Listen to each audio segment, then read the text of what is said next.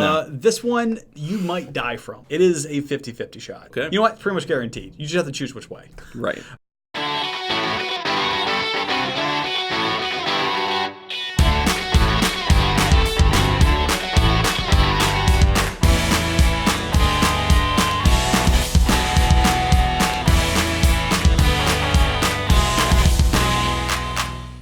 Well, I'm Matt. And thankfully, I'm not. Jerk. That's Carter. Yeah. And welcome to It's Kind of a Gray Area. Welcome back, folks. Yep, and I just want to say, I don't play games. Pop-pop!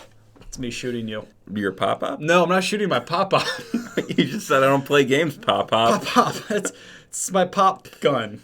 That you shot your pop-pop No, with. my pop gave me this gun. Just gonna put it away. So you're saying pop, like comma, pop, like No, you're referring to your pop-pop as pop? No, they're both bullet shots. Your pop-pop. You know what? Choo-choo! Is that what you call your grandma? Oh Or? my god. Wouldn't that be great? It was pop-pop and chew-chew. I'm gonna tell my kid to call grandparents that. Right. That's pop-up and that's pa-choo-pa-choo. Yeah, that would be great if you could get your kid to do that. Speaking of getting other people to do things, today's shade is, should you let someone you feel bad for beat you in a game or event? Mostly games. It's like a pity win. Or a sport. That's the other word I was trying to remember.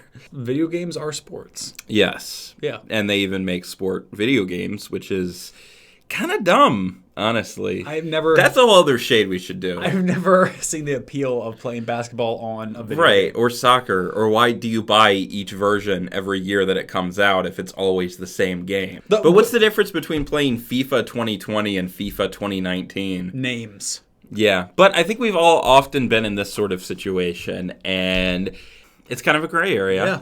I love when that happens organically. Because, like, say you're playing against, like, a kid or like an old person or like someone who's sick or just someone that's not as good as you at the game, or you just feel bad for them for some reason. Right. I think about this a lot with kids, especially. Like, does it help them to pretend that they're better than they are? I'm very guilty of this. I had a friend, Jack Dowie. Jack Dowie, who we've mentioned a lot in season 1, I think. Right, Jack Dowie. Yeah, so he would come over and we would play Halo Reach. And he sucked. He is gonna hate you saying that. Yeah. You're like, well, every time I've played Mario Kart, any time that he's won has been because I've decided that I would let him win. No. So I hope he's out there right now just fuming at this. This was a tactical move, and I will definitely send this episode directly to him. He watches a lot of our episodes, but probably not all of them. There's a lot of them. I would always just destroy him like 25-4, And so I was like, all right, he's going to start getting really, like... erotic. This is really turning him off. Right. He's going to be, like, really, like, turned off from this game where he's not going to play it anymore. Right. And I love Halo Reach. So I was like, all right, I'm going to have to, like, make him think he's getting better. So it's like a casino. You let him win just enough so that he keeps playing? I wouldn't really let him win too often, but I would let his score... I would let his score, like maybe 1 out of like 8 games, I'd let him win. Right. But I would let his score get much higher. So instead of like 4 or 25, I'd be like, oh no, I'm stuck in the corner. You got me. I didn't see it. Like, oh no, I didn't see you there either. Oh, great shot. He's never going to want to play with you again once he hears this. Well, no, this was in the beginning. He actually got good. Right. I kind of weaned him his ability. I encouraged him. But like, oh man, like you used to be like 4 to 25. Now you're like 16 to 25. Dude, you were really getting better. And so he was getting better at the game because he would play more, but not that much. I like to think I really encouraged his Halo ability by giving him that false hope. See, I've always been pretty against this, personally. Yeah. I haven't been in this situation very often. I've played games with people, but it's usually pretty equal footing, so I've never felt the need to let someone win. My experience growing up, playing games with kids or sports with kids that are a lot older than me, no one ever just let me win. No. Ever. Like, they all, like, took great pride. Like, they would be, like, 5 or 8 years older than me, and they'd be like, yeah, I'm better at this, because it's, like, super important to be better than someone who's 8 years younger. Well, people just want to establish their authority and ability as, like, being the best. But, like, this is, like, your friend. You don't always have to, like, dominate over them. You shouldn't, like... Well, I mean, at games. Yeah, at games, actually, that's kind of the point. Yeah. Who's better at this? Let's you know play. What? The only times that I do let other people win, though, are when I start to feel too competitive with something. Mm-hmm. That's because I've learned that I can get very competitive if I let myself, and then that can lead to some bitterness. So instead of just doing that, anytime I start to feel competitive, I'll usually decide that, like, okay, I'm just going to go ahead and lose this, which I think is half like I'm going to walk away from the competitiveness of this and let myself lose, and then half like there's a good chance I might lose here, so I'm just going to do it intentionally. Oh, yeah. That way I still feel good about myself. Well, it's like a spelling bee. If you're just like, you know what, I'm not going to win this thing, so dog, D-O-O-G. All right, I'm done. Yeah, I know. Oh, like, we've all been there with school games. I'm not playing this. I'm not going to fight to go to regional where I got to like go through all these different things and do extra studying. I'm just going to stay here with all the losers and just be very content. I think I'm against this. I don't believe in letting other people win just for the sake of letting them win. Well, we have a rule. I have a rule whenever we play a game. Whatever happens during the game stays in the game. Right. Because I play with people that just curse and scream and are so aggressive. They act like they're losing a war, right. And that like you are pillaging their village. Like they are super into this thing, and they are just relentless with their attitude and their words. And so we had to set that as like, all right, this cannot affect our friendship or relationship in any way, right. Because you are crazy. Yeah. Yeah, so, a lot of people in my family are ultra competitive. Yeah, so we just set that. We're like, say whatever you want during the game. All right, just leave it at the game. Yeah. Shut the game console off, and it dies with that. Yeah. Yeah, maybe that's the other reason I don't feel that competitive a lot of the time, is there's so many other people around me that are ultra competitive. Oh, yeah. That it just feels like when, someone asks 4 people to do the dishes, you're like, I mean, we could all stand around here and pretend like we're needed, but there's only room here for one person. Mm-hmm. So I feel that way with competitiveness. Like if there's already like 3 or 4 people who are really into it, it's like I don't need to be that interested. Yeah, if everyone's screaming like, I'm gonna murder you, I'm gonna stab you in your eye, and you're just like, I just want to punch people. So I guess I'm calm. So okay, should we go ahead and vote on this? What's your opinion? Yeah, I think, man, it's tough.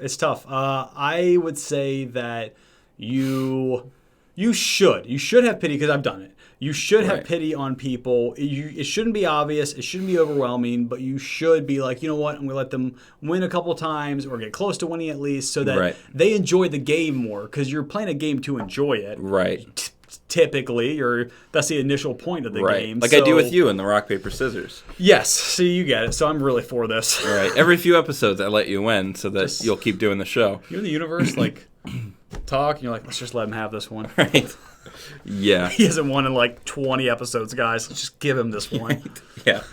No, we do take that very seriously. Yeah, there's no tampering with the rock, paper, scissors. No tampering, no retakes. That's it. So, yeah, I will say you should do this. I think it is beneficial, and especially for a friend, it is encouraging. I don't think you should let other people win. I think they should learn to deal with their failures and learn that it's not that big of a deal. I can see that aspect of it. Yeah. All right. Rock, paper, scissors, shoot. Rock, paper, scissors, shoot. God, man, last time we had scissors cut paper. It's always rock or paper. It's always rock. Yeah. But yeah, there you go. I win, which means that you should not let other people win. According to the universe, it's not fair, I guess. Funny. How funny that I won in the argument about letting other people win, when my stance was that you shouldn't let other people win. Well, you didn't. You didn't let me win. Yeah, so you lost. Way to stand by it.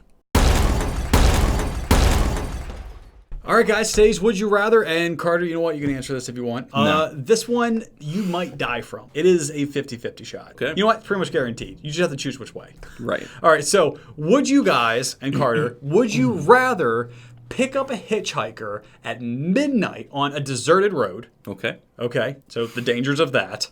All right, or have a vagrant stay at your house one night. And we're talking like evening, like you get home from work, boom, vagrant shows up. To you leave in the morning, that's when he leaves. Like he's there for like 12 hours. Do we ever talk? Yes. Okay. But he mostly grumbles. Right. I feel like I'm probably in a better position at home. I know the environment. I'm surrounded by other houses and other people. Mm-hmm. Deserted highway, I mean, if they just, take control of the car and then they just, kick you out and steal your car or murder you and bury you somewhere on the side of the highway, you don't stand very good odds. There's that isolation element of it that's missing in the other option. That's true. I probably would do the vagrant stay overnight, and I probably wouldn't sleep just in case they're a serial killer. That's a good point. You don't have to fall asleep. Yeah. I would actually do the hitchhiking one. Really? Yes, because I feel like I'm in control of the car.